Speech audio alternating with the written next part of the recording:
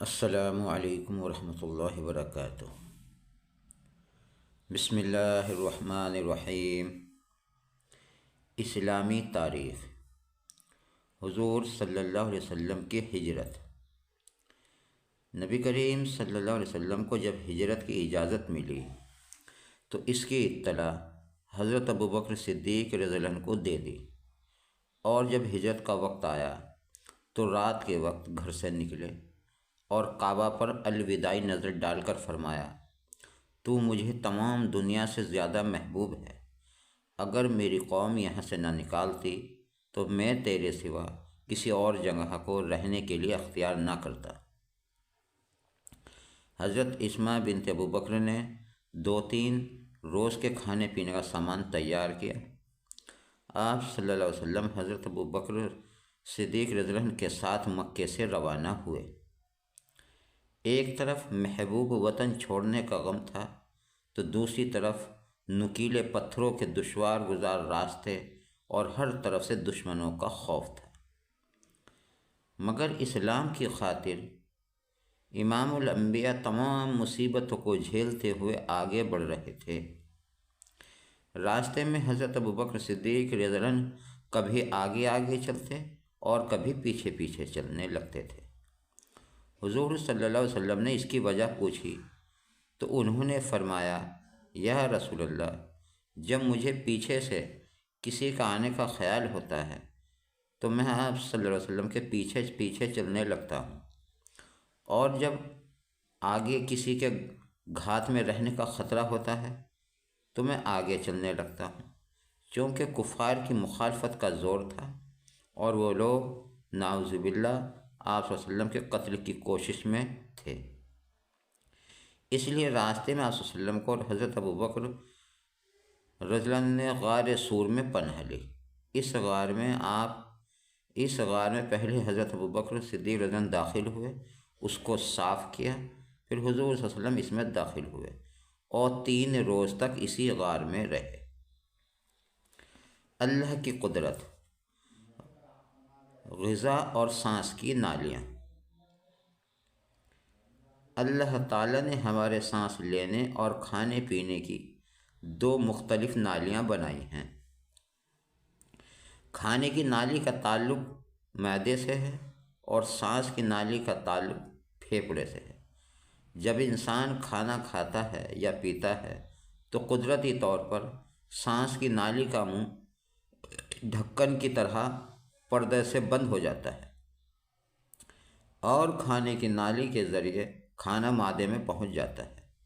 یہی کھانا اگر ہوا کی نلی میں داخل ہو کر پھیپھڑے میں پہنچ جاتا تو انسان کا زندہ رہنا مشکل ہو جاتا، مگر اللہ تعالیٰ کی قدرت پر قربان جائیے کہ دونوں نالیوں کے قریب ہونے کے باوجود سانس لینے اور کھانے پینے کا حیران کن انتظام فرما دیا ہے۔ ایک فرض کے بارے میں قرآن میں اللہ تعالیٰ فرماتا ہے، اے ایمان والو، تم کئی گنا بڑھا کر سود مت کھایا کرو، کیونکہ سود لینا مطلقاً حرام ہے، اور اللہ تعالیٰ سے ڈرتے رہا کرو تاکہ تم کامیاب ہو جاؤ۔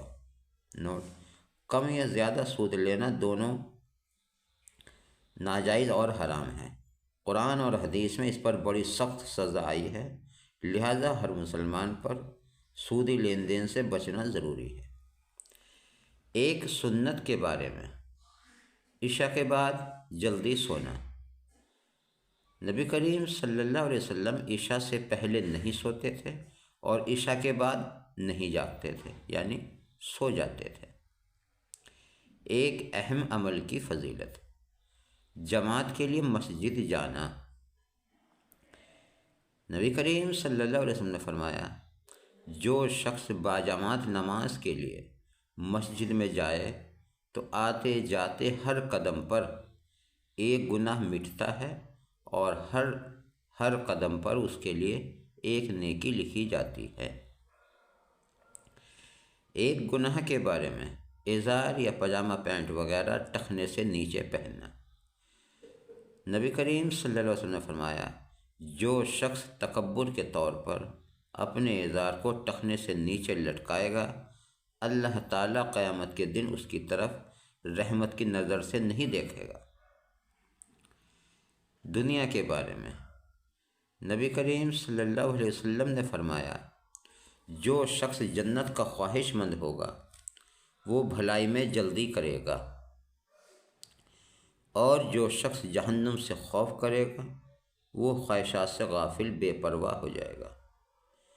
جو موت کا انتظار کرے گا اس پر لذتیں بیکار ہو جائیں گی، اور جو شخص دنیا میں زاہد دنیا سے بے رغبتی اختیار کرے گا اس پر مصیبتیں آسان ہو جائیں گی۔